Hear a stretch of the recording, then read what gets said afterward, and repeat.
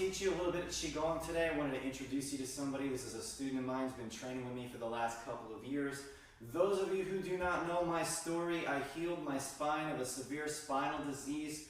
When I was 12 years old, I was on a hayride. I got run over, fell out of the hayride, got run over, ran over my whole back. By the time I was 15 years old, was diagnosed with severe scoliosis. I was told that I would be crippled by the time I was 30 years old. When I was 25 years old, which I had been practicing Qigong and martial arts at that time for 10 years, seemingly to no avail because the spinal disease was getting worse, and at 25 years old, they told me I would be crippled in the next 5 years, and at 25 years old, they told me my spine looked like I was 85 years old. So, Qigong is awesome, don't get me wrong, but there are certain things that you can do to arrive quicker.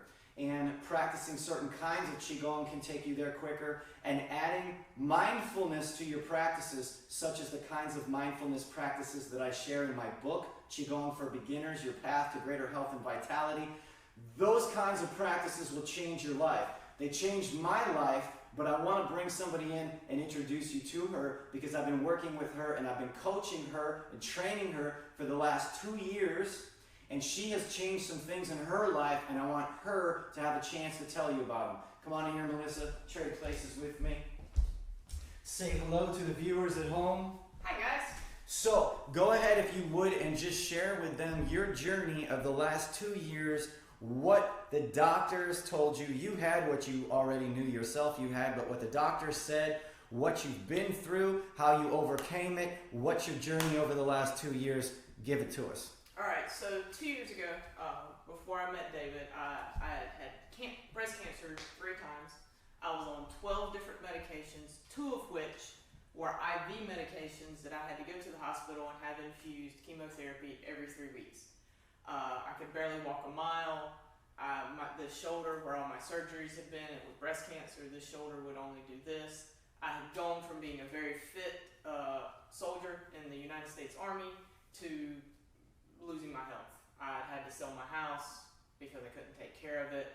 I'd basically given up, decided to move to Wilmington, North Carolina, and drink beer with my buddies and say, screw it. Life's over. This is my lot in life. Then I found David and Qigong. And everything began to change. I began going to every class David taught, private coaching, private sessions with him, private training. Every time he said train, I was there.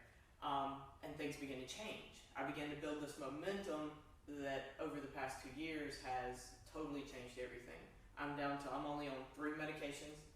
How many were you on initially? 12. 12 medications prescribed by your doctor. Some of those medications the doctor said you would be on ongoingly, correct? I was going to be on for the rest of my life until a month ago when I went in to see that oncologist, and he said, hey, guess what? You don't have to be on these IV medications anymore. Totally blew my mind. So how many medications have you ditched? 9. 9 medications out of 12? Yep. Okay. And how many pounds have you lost over the last year or 2? I've lost 25 pounds. I can now run 5 miles. And I also just closed on a house and bought my dream house down in Carolina Beach. So her life is getting better and it's improving. And what level instructor are you now in our Qigong awareness training program? I'm a level 4 instructor teaching 1 or 2 Qigong classes a week, and I just started doing life coaching as well. Awesome. Is training in Qigong changing your life?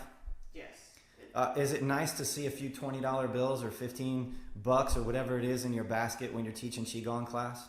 It's awesome. The extra money is great, but I also get to help other people. I get to take what I've been taught and pay it forward to other folks. And so both of those things are pretty awesome. absolutely. Yeah? And you have your health back. I have my life back. And you have a new house. Yep. All right. Show us a little something about how it's done. So how about you take us through a routine, give us the waterfalls. So first of all, let's start with that one. So she's just going to do it. I'm just going to have you practice and I'll talk to you. I'll talk to these guys at home while you're practicing.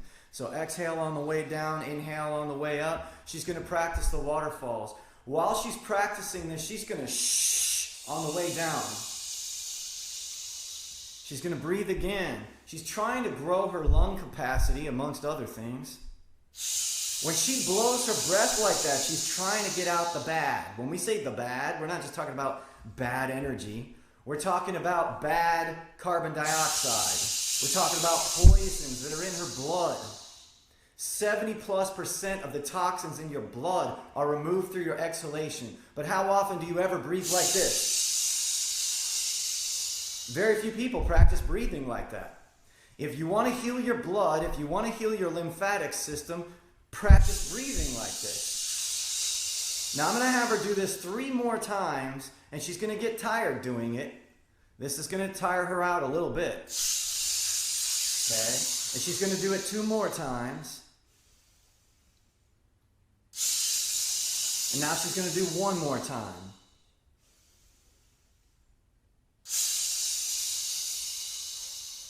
And now she's going to let her arms float up like she's hugging a tree. Okay? This is a Qigong pose. In China, they call this standing like a post. We refer to it around here and in my local programs as hugging the tree, just so it gives you an idea. But I like to see myself as standing inside a big redwood tree, and I'm on the inside, and I'm just in there meditating. This is a practice of Taoist meditation. It takes discipline to practice this. At home, if you try it right away, your shoulders may hurt. You may only be able to do this for 30 seconds, whatever it is. I have a 75-year-old woman that I've been training. When I first started training her, she couldn't do this for 60 seconds. She's been doing this now for 25 minutes 3 times a week. This practice requires discipline because this is not just a physical posture, this is a mental posture. This posture, as I tell my students, is a yes posture. Melissa right now is facing something. She's facing her mood. She's facing her emotions. She's facing how she feels inside. She doesn't even have to leave her living room to go conquer a mountain because her mountain lives right here inside of her body. It's emotional, and this right here is uncomfortable. And you don't believe me? Try it for 5 minutes. Try it for 20 minutes. It'll get uncomfortable. It'll get uncomfortable like it does for the marathon runner when they hit mile 13. And you don't even need to leave your living room. But when you make it through the discomfort, you're going to change what's going on in the body. And unlike skiing or something, you're not going to injure yourself. Yes, tomorrow she'll have sore shoulders. But you know what? 2 days later, with a little rest, she'll be able to do it longer. Melissa, I'm going to have you add breath of fire now. So she's going to breathe in and out through her nose. Breath of fire now becomes her yes pose. It be her motivation. It's like a yes mantra is what I meant to say. So she's saying yes, yes, yes, I can do it. Yes, yes, I can do it. Some of you might not be able to do this for 60 seconds. When I first met Melissa, she couldn't do this very long. Right now that she's doing this for a longer period of time, she's breathing through her pain. Nobody wants to face their pain. Nobody wants to deal with their pain. But what if I told you that dealing with your pain is the quickest way to change your life? What if I told you that your pain is resistance in the body and it's fear, and if you were to breathe through it, you could change that? Would you be willing to do it? I don't know, but you're at home. You get to try for yourself. You train with Melissa or sit there on the couch and watch her do it. That choice is yours. Okay? But this is what she's doing. So now what I'm going to have her do is take a deep inhale through her nose. And breath of fire, by the way, you can watch some of my other videos if you don't know how to do it. It's in through the nose, out through the nose. And it's short and quick, okay? Now I'm going to have her spread her legs a little wider. She's going to go a little wider with her feet. She's going to let her hands come up above her head. She's going to reach straight up. So instead of giving up, notice, she went to a higher position. It's even slightly more challenging, but it actually gives her a little bit of a reprieve because the position is changing. She is now telling the chi to go up her spine. You may not be able to see it at home, but she's starting to shake a little bit. Her musculature's starting to shake. Her body's starting to shake. That's not just her musculature having a hard time, although that's true. She's getting some chi moving. She's getting some energy moving. Her body's starting to shake internally. Again, if you're just beginning with this, just this much is going to be too hard for you, so you need to tone it down. But this gives you an idea, after 2 years of practice, what Melissa's able to do. I don't think she said this in this particular video, but she said this in front of many audiences now over the last 2 years. She could not lift that left shoulder up like that. She couldn't lift it up past her ear. She's got it up above her head now, okay? So she's literally changed her physical reality. She's come off of different medicines, so on and so forth.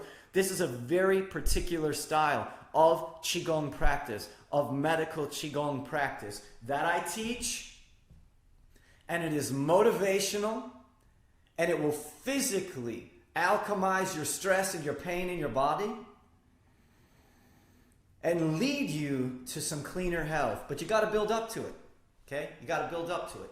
This is a little bit of a what we would call Qigong challenge, a little bit of a challenging exercise.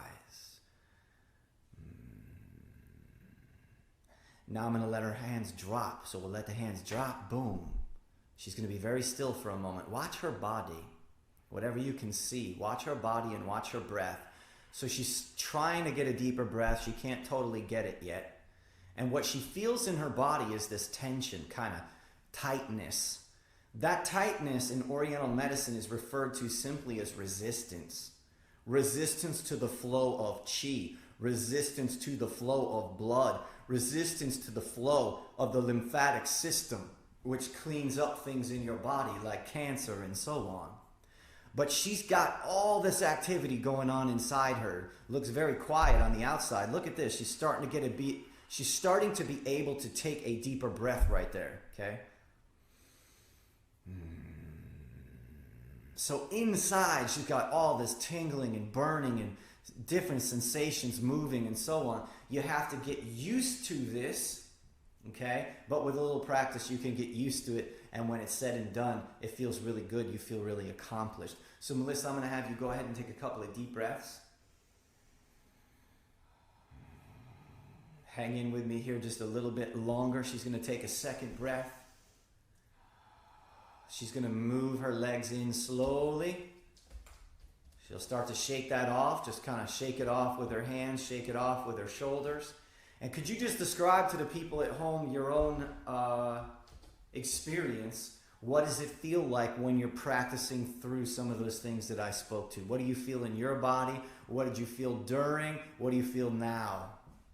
When I first started doing these kind of exercises, a minute, and my legs were screaming, my arms were screaming. And now I can do it.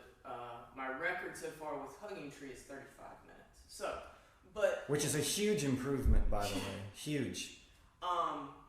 So, first off, it's settling the mind, which I can do much quicker now than when I started. I can get my mind pretty much focused and settled and in that be still posture pretty quick. And then the amazing part is when things inside start moving and you get that little quiver going on and you feel the energy. It's like a series of contractions and expansions. You feel the energy, and like to start with, my legs were like really starting to hurt. And again, the more I focused on be still, let it go, be still, and then suddenly it was contract, and then it came to this point of poof, and everything just kind of relaxed into it. The poof is what everybody's looking for. Not just the proof, but the poof. They're looking for the poof because they're looking for the expansion.